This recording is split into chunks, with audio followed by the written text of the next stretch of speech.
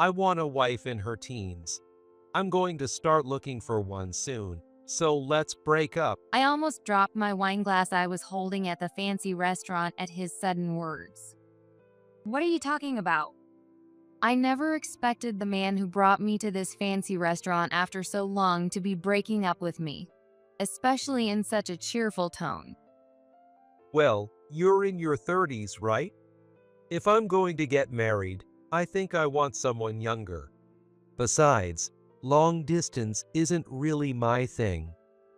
Robert, his face flushed from the alcohol, said it casually. Are you serious?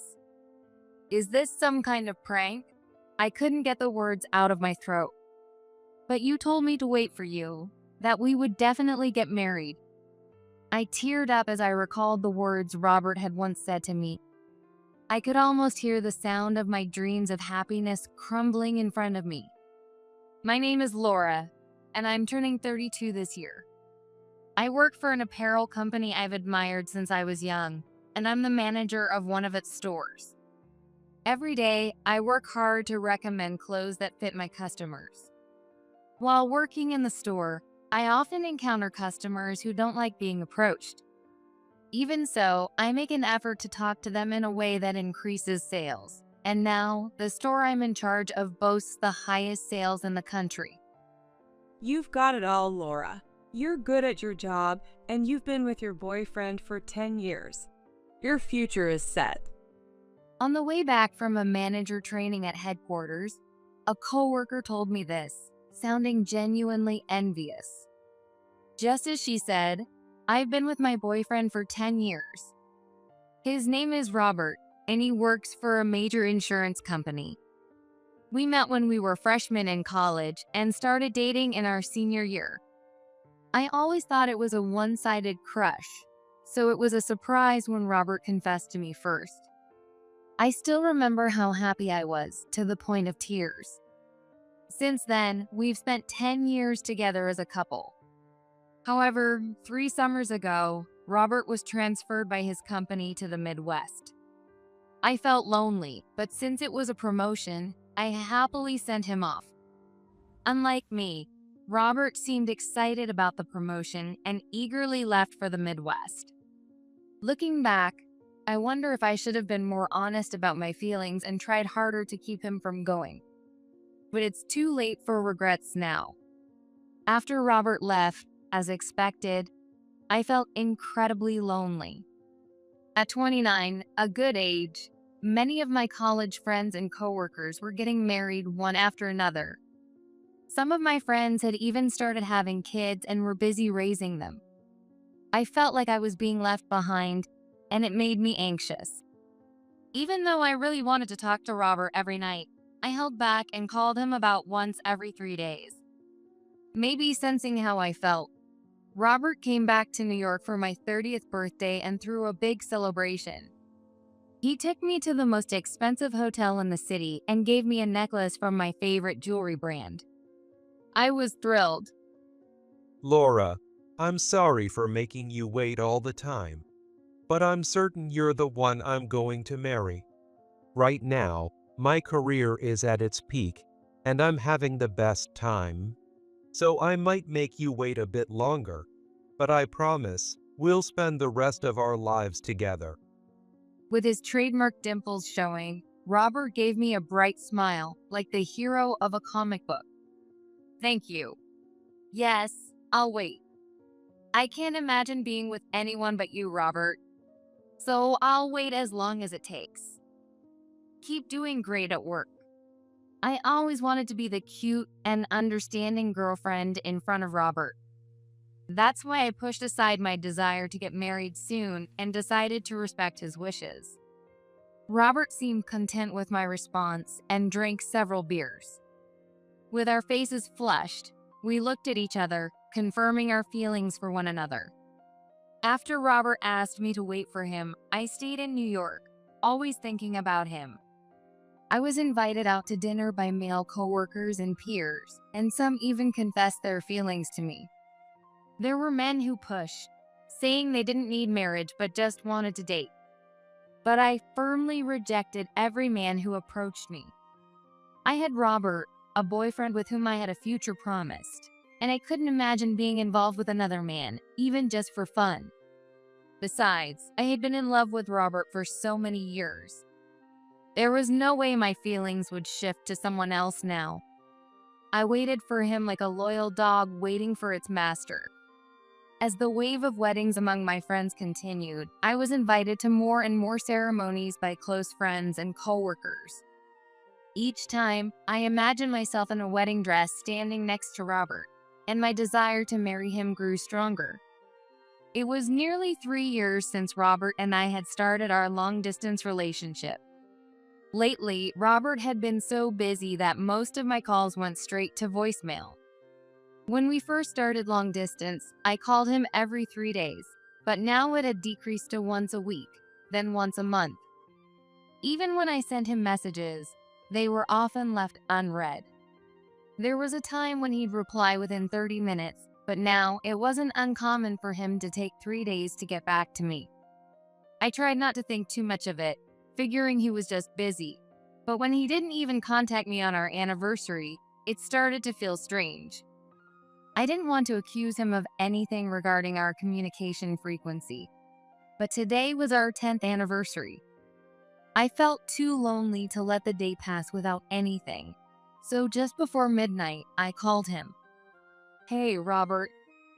I thought I heard Robert pick up, so I called out to him, but I heard no voice on the other end. "Is the signal bad?"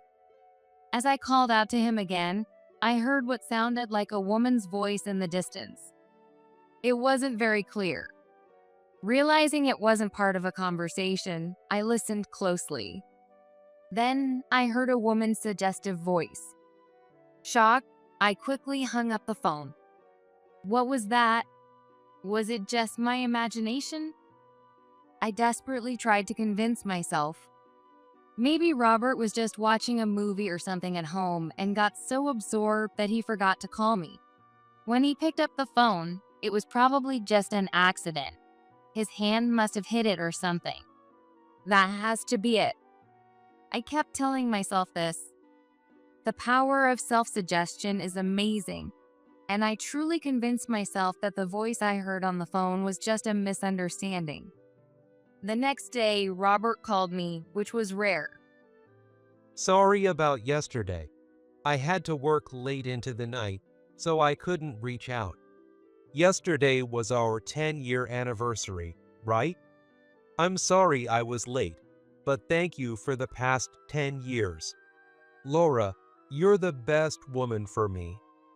I could almost picture Robert looking apologetic on the other end of the line. But since he quickly apologized and reassured me, I thought once again how wonderful he was. No, it's okay. You were busy. I'm sorry for calling so many times. I'm really happy to be your girlfriend, Robert. Thank you so much. The saying, "love is blind," couldn't be more true. I was so thrilled that Robert called me that I completely forgot about the strange voice from the night before. Thanks again. By the way, last night, did you call me? I must have answered the call in my sleep when my arm hit the phone. But did you hear anything? What? I was surprised when Robert brought up the call from last night. The woman's voice flashed in my mind, but by then I had convinced myself it was all in my head. No, nothing in particular. Okay, good. Laura, I'm really sorry for always making you wait. I love you. With that, Robert hung up the phone. Robert, you're really working hard, aren't you? I'm not the only one feeling lonely in this long-distance relationship. Robert must also really want to call and meet up more often. But right now, his career is at a crucial point. I don't want to be a burden.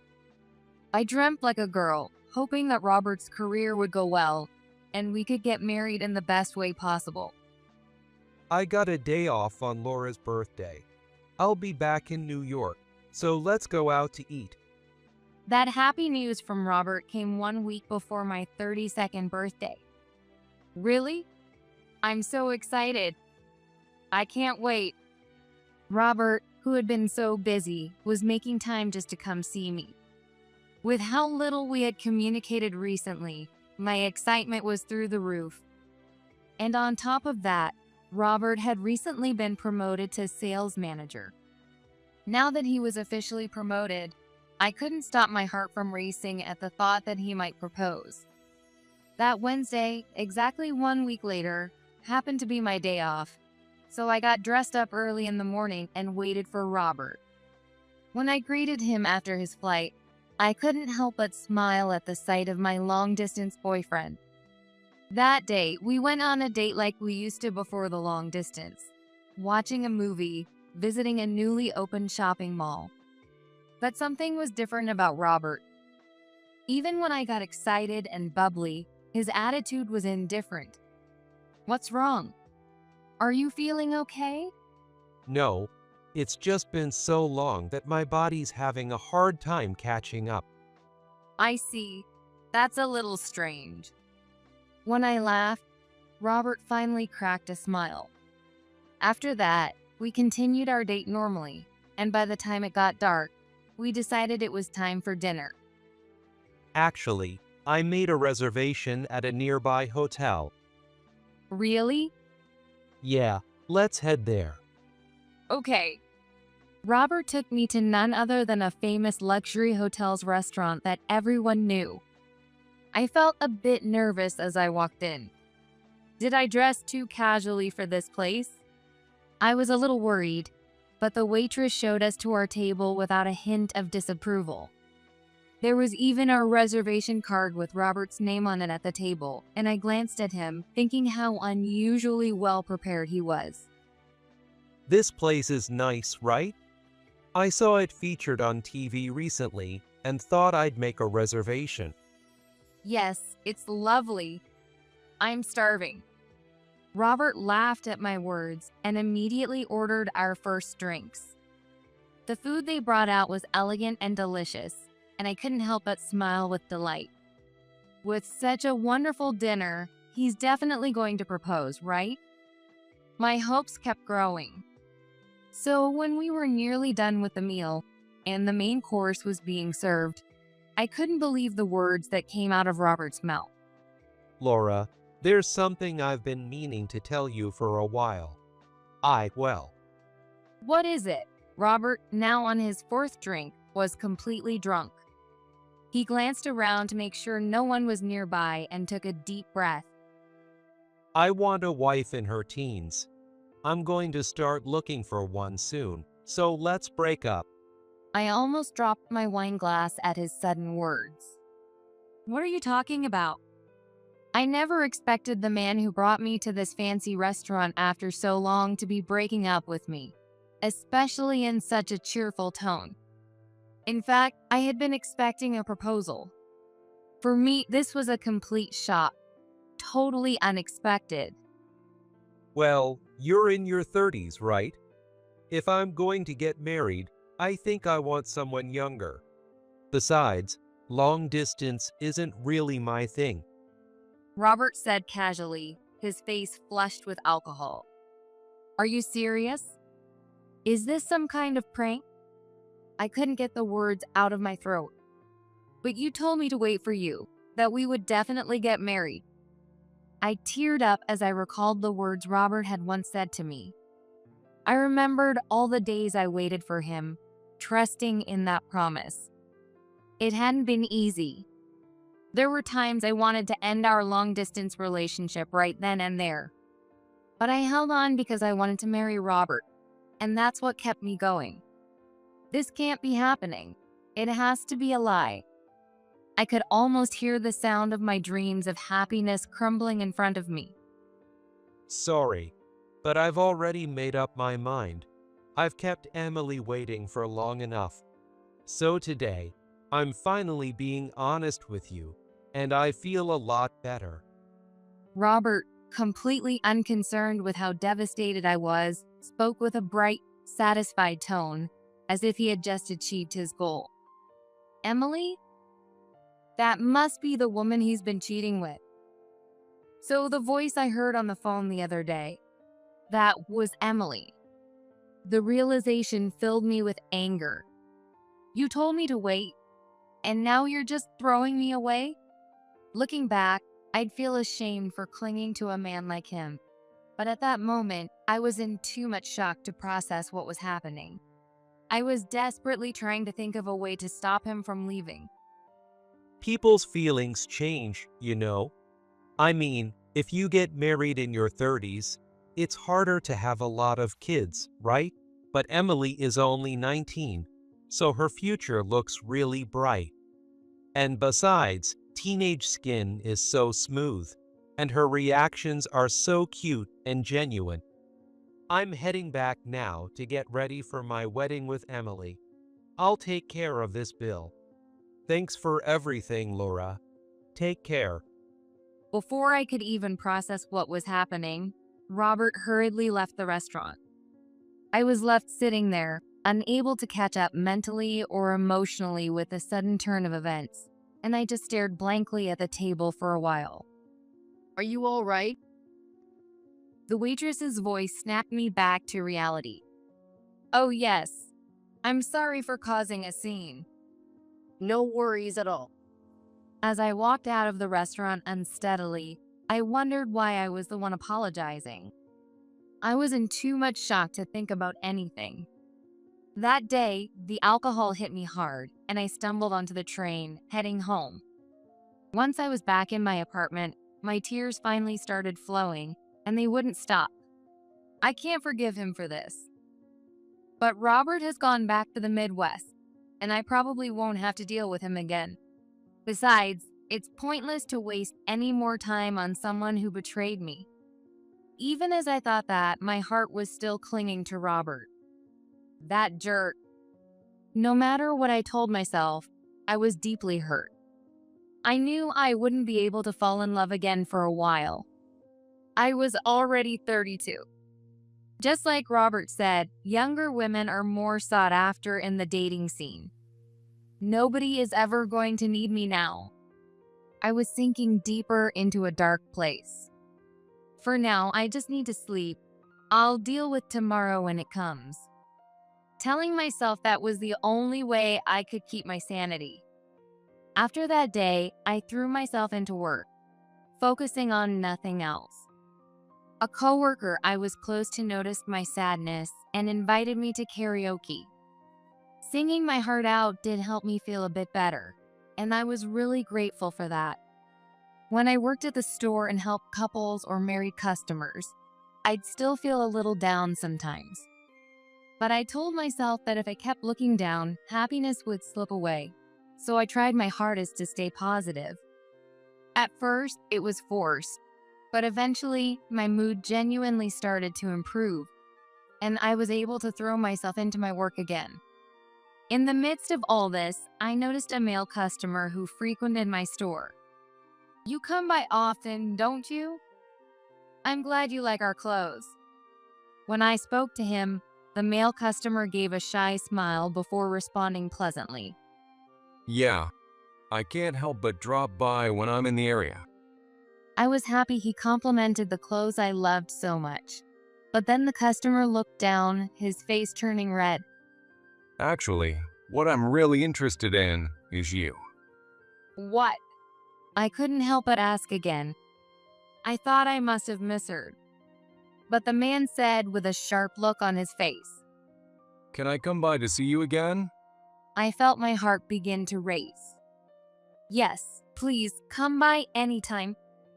It would be a lie to say I wasn't happy.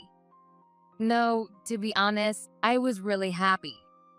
But since I was the store manager and he was a customer, I wasn't sure if expressing my feelings so openly was okay, so I kept my answer polite. I'll be back then. The customer, after hearing my response, left with a happy expression on his face. I found myself feeling excited, wondering when this male customer, whose name I didn't even know, would come by again. 3 years have passed since then. Now, I've quit the apparel company I worked for and opened my own store. The store is on the first floor, and the second and third floors are my home. Thanks to introducing the process of opening my store on a video platform before the launch, many customers have visited. Since most of my customers are younger, I promoted the store on social media, which helped turn it into a popular spot, even making waves in the media. A TV station interviewed me the other day. It's hard to believe everything that's happening to me, but with each new feature on TV or social media, I've come to realize just how successful my store has become. I was enjoying my busy, fulfilling days when one Sunday night, a call came into my shop. I was in the middle of calculating the week's sales. So since it was past closing time and I was busy, I thought about ignoring the call. The phone stopped ringing, but after a while, it started again. This repeated about 5 times. And once I'd finished the sales calculations, I finally picked up the receiver. "Hello, this is Boutique Laura." As I said the name of my store, which I'd named after myself, there was a brief silence on the other end. A wrong number or a prank call, maybe? "Hello." When I asked again, a familiar voice responded. Hey, it's been a while. It was none other than Robert. Why is he calling my store? I never told him I opened it, and I don't even want to deal with him anymore. Feeling my whole body reject the idea of Robert, I deliberately said, "Who are you again?" What? The confused voice from the other end sounded a bit off. It's me, Robert. We were together for 10 years. Don't act like you've forgotten. Robert spoke like one of those scam callers, and I sighed in disbelief. "So, what do you want?" I had no desire to talk to him. Wanting to end the call as soon as possible, I bluntly asked him what he needed. Oh, right. Laura, sorry to keep you waiting. It looks like I can finally marry you. You've been waiting all this time, right? You always said you wanted to marry me. Well, I've broken up with Emily, so I'm ready to marry you now. His smug tone, paired with an unsettling chuckle, made his words sound dark and detached from reality. The phrase itself and his voice sent a chill down my spine, making my whole body tense up. Marry Robert? What on earth is he talking about now? And the fact that he's saying, "I'm ready to marry you," like he's doing me a favor. How dare he? At this point, pushing for marriage is absurd. Are you serious? What are you talking about? Why on earth would I marry you?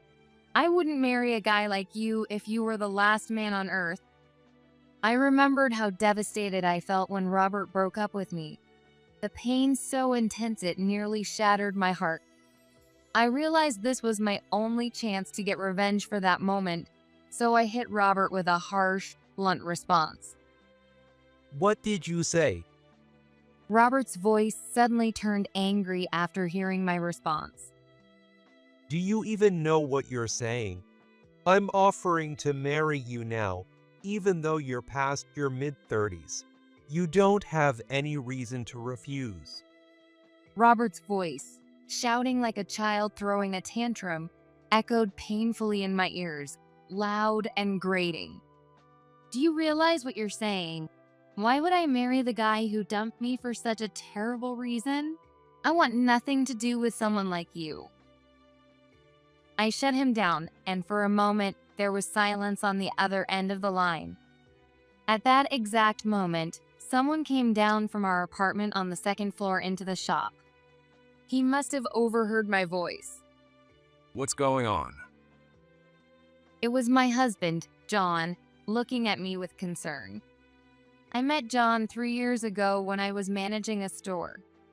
Yes, he was the customer who said, "I'm interested in you." True to his word, John kept visiting the store frequently. When he confessed his feelings for me, I wasn't sure what to do. John's a customer. Is it really okay for me, as the manager, to have personal feelings for him? I was so conflicted that I asked my coworkers for advice. and with a casual tone, they encouraged me. If you're really interested, why not go for it? This coworker knew how heartbroken I was after Robert dumped me, so I'm sure they were trying to cheer me up. And so, I started seeing John outside of work, and we eventually began dating. A year ago, we got married. Now, John works with me in the shop, and we run it together.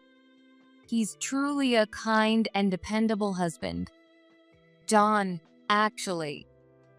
I covered the phone and told John that Robert had been calling relentlessly. John's eyes widened in surprise. Then he asked me to hand him the phone. What is he planning to say? I handed the phone to John, and he put it on speaker to start talking. Hello. I've taken over the call. My name is John. Is this Robert? It's been a while. John greeted in a respectful tone. What? A while? Who the hell are you? Robert sounded confused, clearly thrown off by John's sudden appearance. I also didn't understand why John was saying, "It's been a while." Sensing both of our confusion, John cleared his throat and continued. Robert, have you forgotten me?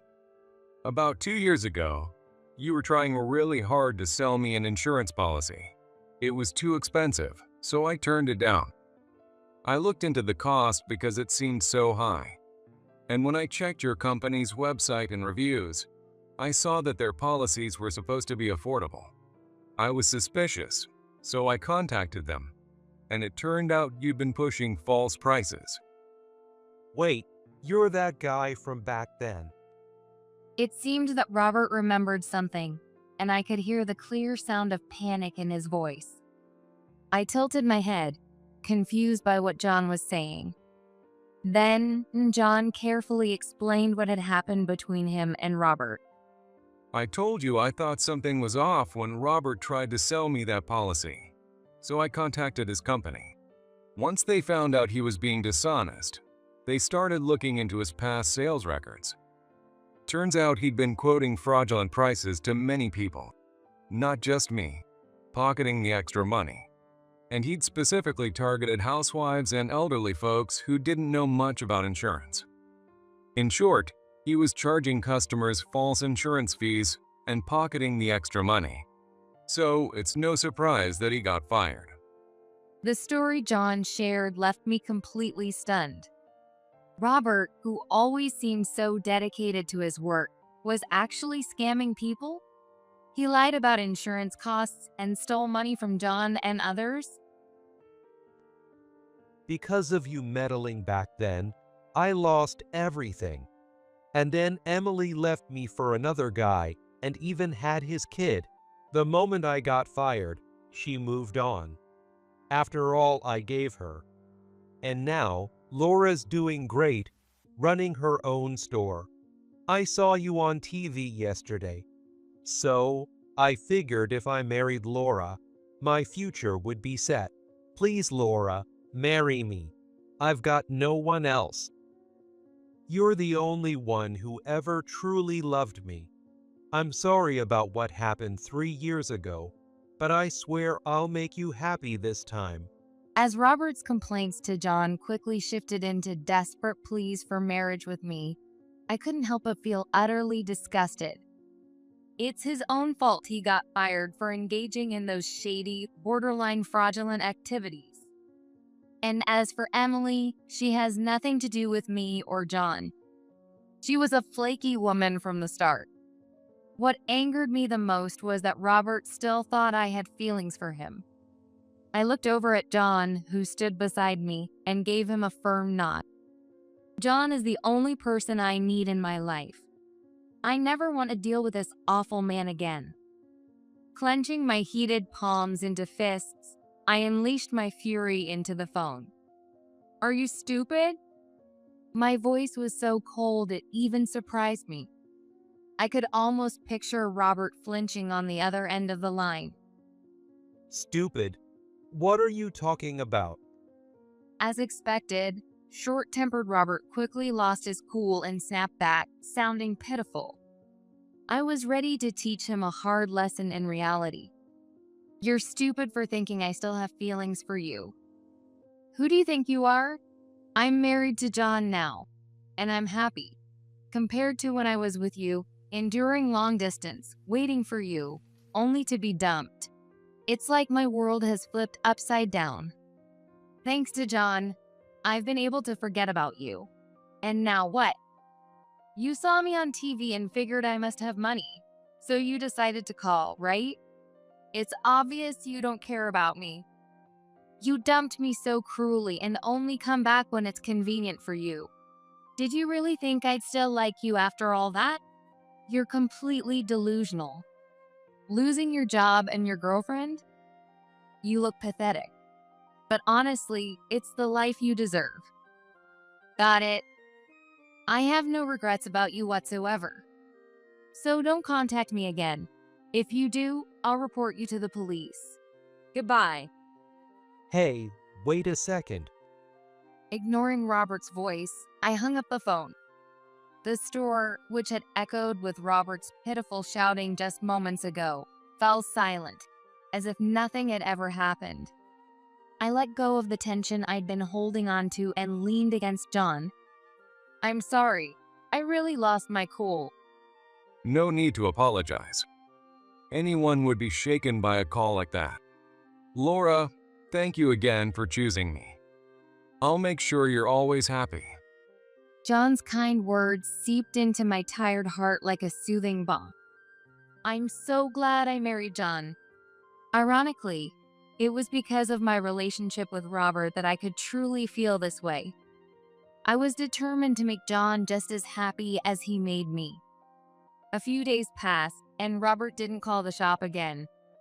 However, I began to notice a suspicious figure lurking around the store a few times. Dressed in black, wearing sunglasses and a mask, it was clear this person didn't belong. Without hesitation, I reported it to the police. As I suspected, it was Robert, and it seemed he had planned to forcibly take me back. Hey, wait. I know her. I just want to talk to her. Yeah, sure. You can explain it at the station. Damn it. Robert was arrested on the spot, his excuses falling on deaf ears as the police dragged him away. I later found out from an old college friend of his what happened to Robert afterward.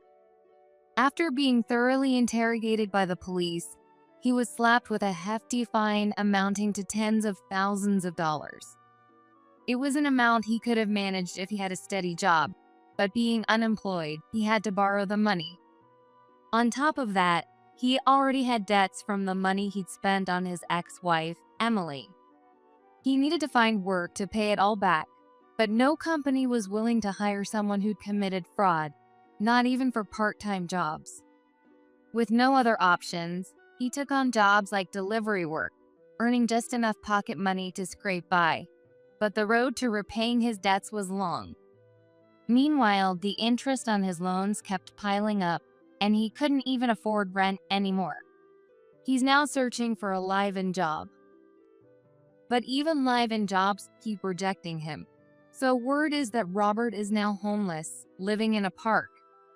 Of course, he tried reaching out to his parents, but they wouldn't forgive him after everything he'd done. Robert's parents had originally wanted him to marry me, and it seems that when he left me for Emily, they gave up on him entirely. Everything that's happened to him was brought on by his own actions. Imagining Robert living in a park, enduring the rain, heat, and cold, I felt a bit sorry for him, but I couldn't help thinking it was exactly what he deserved, and it made me laugh. On the other hand, I recently found out that I'm expecting my first child. I had been worried it might be difficult due to my age, so when I received the news, I was overjoyed, and John and I couldn't stop jumping for joy. I won't be able to work at the store for a while, but John assured me that he'd take care of everything. I'm so fortunate to have such a dependable employee, and even more so, a wonderful husband, and right now I feel incredibly happy.